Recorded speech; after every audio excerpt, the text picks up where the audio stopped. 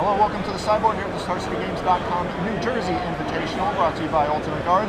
I'm Nick Miller alongside newly minted Nexus's Brennan DeCandio. How you doing? Good so far, so good, yeah. Pretty good. This is the first event for your team here. You're Correct. The captain. Yes. And you've been streaming a lot with this Green-White Angels deck.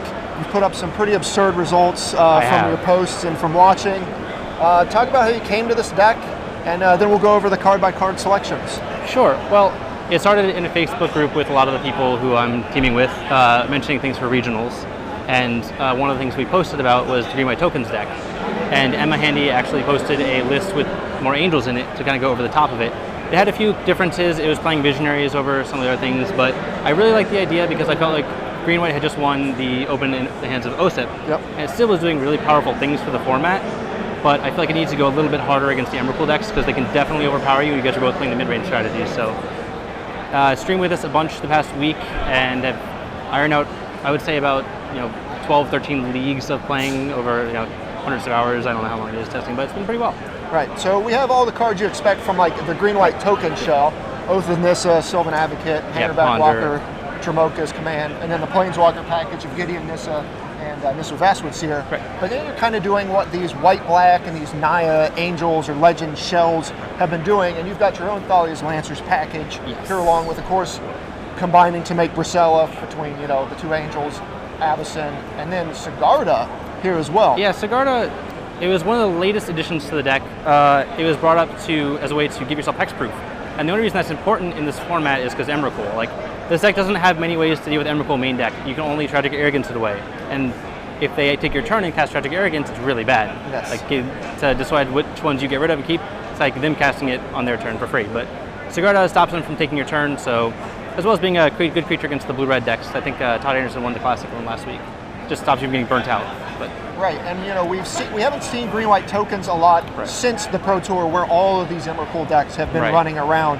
I imagine the Emrakul decks, the Emerge, and like the Delirium decks are things you have to consider when building Green-White Tokens now. Yeah, Gisela gives you kind of like a more beatdown plan, just like a flying creature in the air they have to answer really quickly, along with the Planeswalker to be able to pressure pretty well. You kind of morph into a more aggressive deck just by Lancers able to get, like, when you Lancers, the 4/4 body is almost as relevant as Avacyn against decks that don't kill it. So being able to get Lancers in play and then tutor for an Avacyn that then threatens it, because usually the threat of Avacyn is more important than Avacyn herself, like her body. But yeah, definitely fighting those decks. Like the Cosmos return decks out of the Teamer Emerge decks are always something you have to be able to fight, and usually with the emblem from Gideon's and your high toughness creatures like Advocate, you can kind of stay above them and beat them down that way. Right. And obviously, if you ever assemble the combo and flip Gisela and Bruna into Gisela, it locks out a lot of their what they do. So right, most decks have trouble casting spells through that card, especially they can't traverse for like an Emrakul at any point or something like that. Yeah, and of course we saw the rise of Green-White Tokens back again after Bant Company took over because it's so good there. What are the other matchups you're kind of looking out for with this deck? Ones that you're highly favored against, and kind of ones that you're looking to dodge here.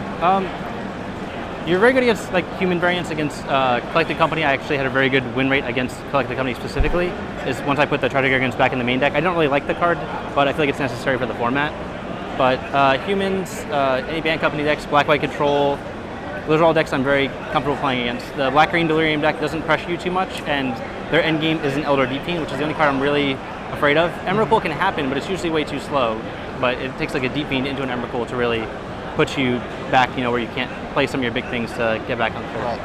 So we're looking to avoid the Elder Deep Fiend style decks. Yeah. We get some help in the sideboard for that. Right. Speaking of which, we'll move to the sideboard. Kind of have more of these Legends package to get. You got another Nissa, you got a Draglord Tremoka, Linvala, and an extra Sigarda here, where I imagine Emrakul is really the thing you're trying to beat with this card. Emrakul, yeah. That's one of the big things.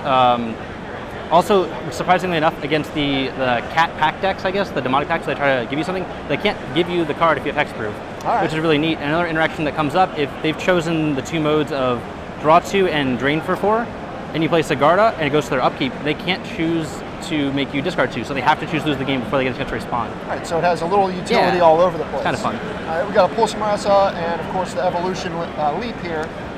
Great card we saw in Green-White Tokens from back in the day. Just very good in grindy matchups. It is, but the grindy matchups now have Emrakul, so it's kind of a little more of a liability. So that's why there's only one on the board for the ones that don't have Emrakul, like just Black-White Control, really. Okay. Then you have a bunch of instant speed enchantment removal here from Stasis Snare and Quarantine Field. Yeah, Stasis Snare helps fight the Deep Fiends. It's also good against a lot of creature decks that don't have Dromoka's commands. It's a very versatile removal spell. It suffers the problem of getting killed by Dromoka's command most of the time. So Quarantine Field takes care of planeswalkers like Liliana if it gets ahead too quickly. And Dim Protector combo is great with Pulse Marasa, but also just in long games. And then Declaration in Stone. For some of the aggressive decks in Coco, you need to kind of run them out of resources. And just being able to kill 2 creatures for 2 mana is great. Okay. So when people look at this deck, well, what is the first thing you think someone might look over or miss, or what are some of kind of the advanced things going on in this deck? Just usually how aggressive you want to make like your Gideon attacks. I think people play this deck more as a control deck or a mid-range deck where you can be very aggressive is just like making your Gideons the first thing they have to answer, not just a guy that makes 2/2s every once in a while. But hitting for 5 is a lot of damage, and while I didn't like the Nissa Planeswalker that much, I cut it entirely at first, but then put it back to 3 after I realized I just need something to do to buy time to make sure the Gideon is protected as well. That's the main thing it does. Sure. But even though it doesn't look very good and doesn't do a whole lot, it just stalls the game out and protects your other Planeswalker Gideon. So. Right, yeah, it looks like you can catch a lot of people off guard with the early start of looking like green-white tokens, but then all of a sudden you're turning the corner with this Angel package and all these big creatures. All right, well, Standard is on the horizon. You got to deal with Modern first. Yep. But this deck looks very good. Your team's been testing it a lot, and we can't wait to see it in action. So thanks for joining me here in the sideboard. Of course. Stay tuned to StarCityGames.com all weekend long for the action here in New Jersey.